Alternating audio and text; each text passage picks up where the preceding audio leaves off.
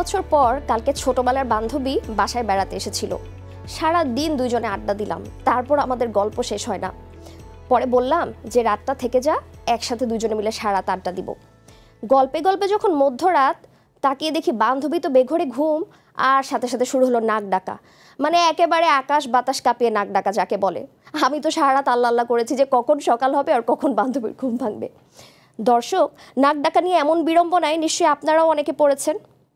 নাক ডাকার এই সমস্যা এবং সমাধান নিয়ে আমি ডাক্তার মারজান আপনাদের জন্য নিয়ে এসেছি জিটিভি আয়োজিত Malleus ENT specialised hospital limited present let's talk with doctor Basudeb health শোতে।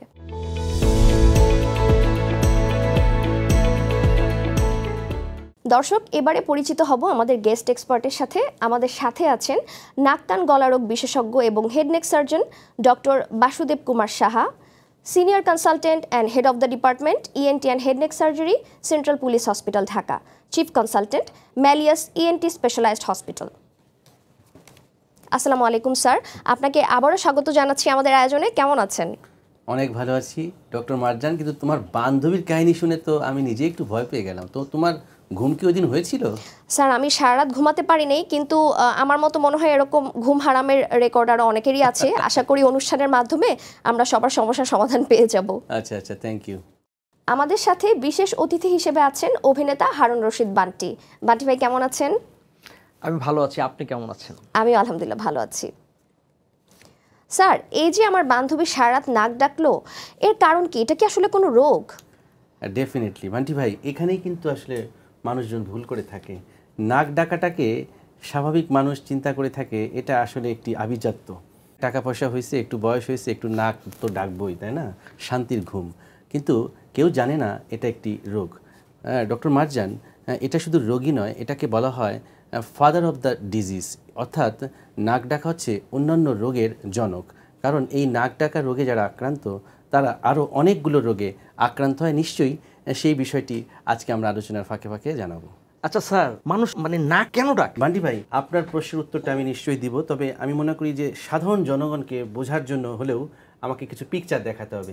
সো ভিউয়ার্স, দেখুন, আমি একটু আপনাদেরকে দেখানোর চেষ্টা করছি যে মানুষ যে নাক ডাকে সেটা আসলে কেন ডাকে। তো একটু চিত্রটা খেয়াল করুন। এটা একটা নাকের কাট সেকশন আমরা খেয়াল করছি। এটা হচ্ছে নাকের মাঝখানের একটি পার্টিশন। তো যারা নাক ডাকে তাদের অনেকেরই আমরা খেয়াল করি নাকের হাড়টা বাঁকা হয়ে যায়। এই যে দেখুন, নাকের পার্টিশনটা কিন্তু বাঁকা, এটা বাম দিকে বাঁকা। আর এই জিনিসগুলোকে বলা হয় টার্বিনেট। এই অংশগুলো অনেকের ফুলে যায়, যেটাকে বলছি হাইপারট্রফি টার্বিনেট। আমি একটু আগে বলেছিলাম যে নাক ডাকার জন্য শুধু নাককে দোষ দিলে হবে না, হ্যাঁ, গলাও কিন্তু দায়ী আছে। আমি আরেকটা পিকচারে সেই বিষয়টি একটু দেখানোর চেষ্টা করছি। এখানে একটি পিকচার আপনারা নিশ্চয়ই খেয়াল করছেন। এটা হচ্ছে মুখগহ্বরের ভেতরের জায়গা।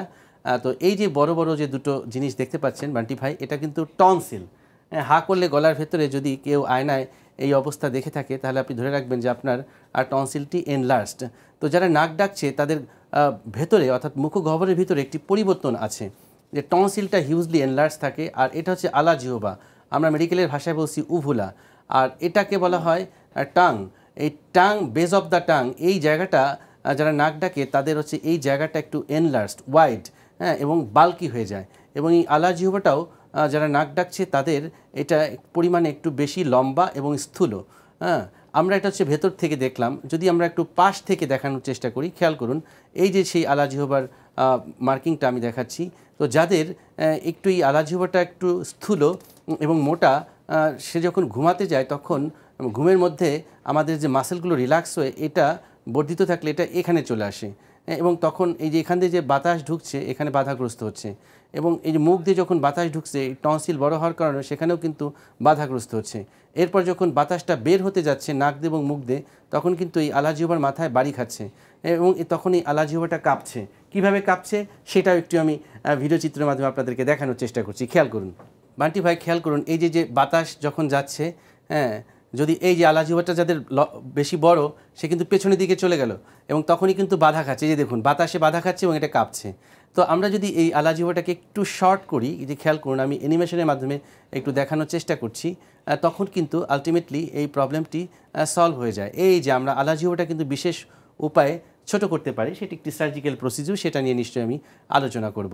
আপনারা আবার একটু খেয়াল করুন যে অপারেশনের আগে এবং পরের চিত্রটা, হ্যাঁ, বিফোর সার্জারি আমরা দেখলাম যে এই আলাজিভাটা কাঁপছে, আফটার সার্জারি আলাজিভাটা কিন্তু কাঁপছে না, ভাইব্রেশন তৈরি হচ্ছে না।